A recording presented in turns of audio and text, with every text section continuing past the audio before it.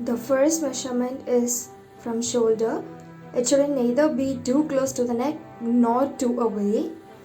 It should be in the center as like this.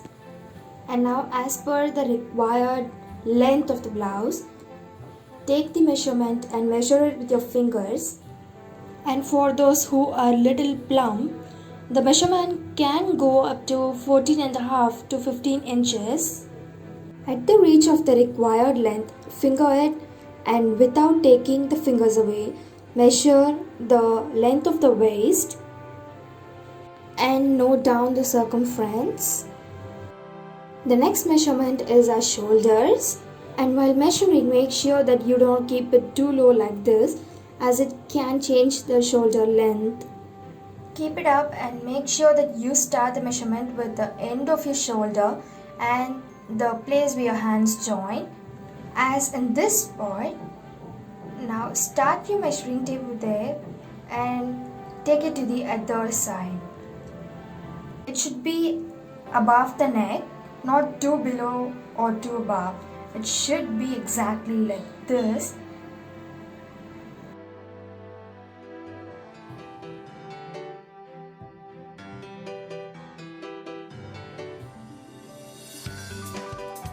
It should neither be too close nor too away as before, and it should be exactly at center. And now measure the required length and finger it so that the person know how much length you have taken. Now finishing off the backside measurements, we are moving to the front side.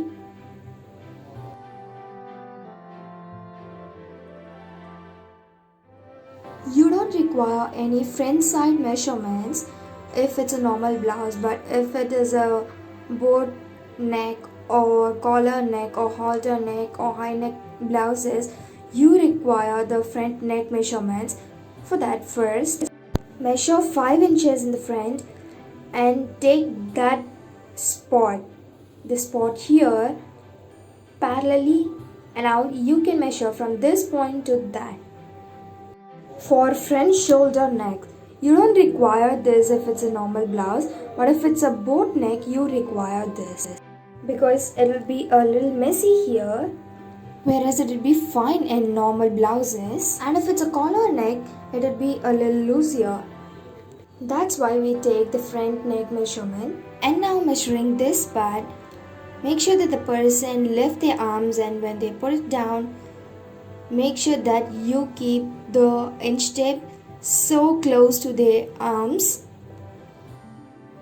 If the person stretches their muscles too much, the measurement would surely vary. Relax your muscles, and while measuring, make sure that you leave 1 finger gap in between so that you don't have to alter the blouse after finishing it. The correct measurement is 14.5 inches here. Leaving 1 finger gap in between, we get 15 inches. Next is center bust. While measuring, make sure that at the back, here it forms a perfect round. Like it shouldn't be neither too up like this, which would increase the measurement, nor too down, which would decrease the actual measurement. Make sure that it forms a perfect round so that you get an apt measurement. This is the correct way of taking the measurement.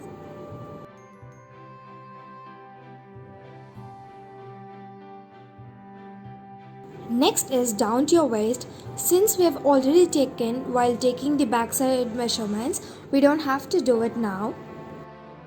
The next is shoulder to bust point. This length goes down from the center of your shoulder to the point. While measuring, make sure that your inner garments are tight enough so that your measurements doesn't go average. Next is below this point. Note this measurement as well. And if you couldn't go for the apt measurement here, Just make sure that you lift the person's top a little bit so that the measurement is apt. The next is front neck measurement, which drops off with an average of 7 to 7.5 inches from the center of your shoulders to about this point or wherever the point you need.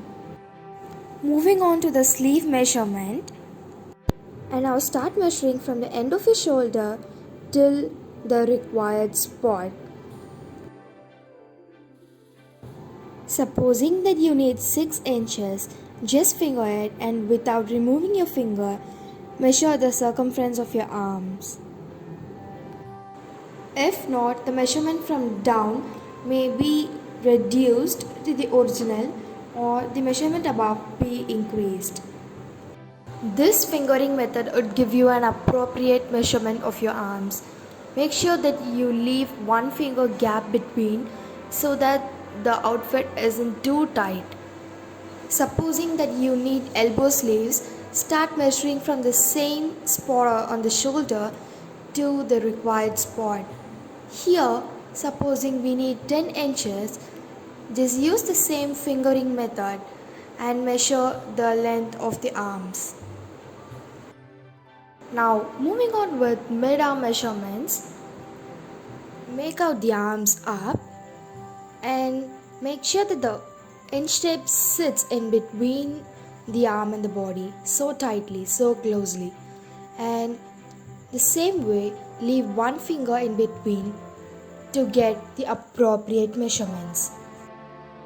The further we go on with armhole measurement, make out that the arms are up and the tape sits again tightly, and measure the circumference of your shoulder, leaving one finger in between again.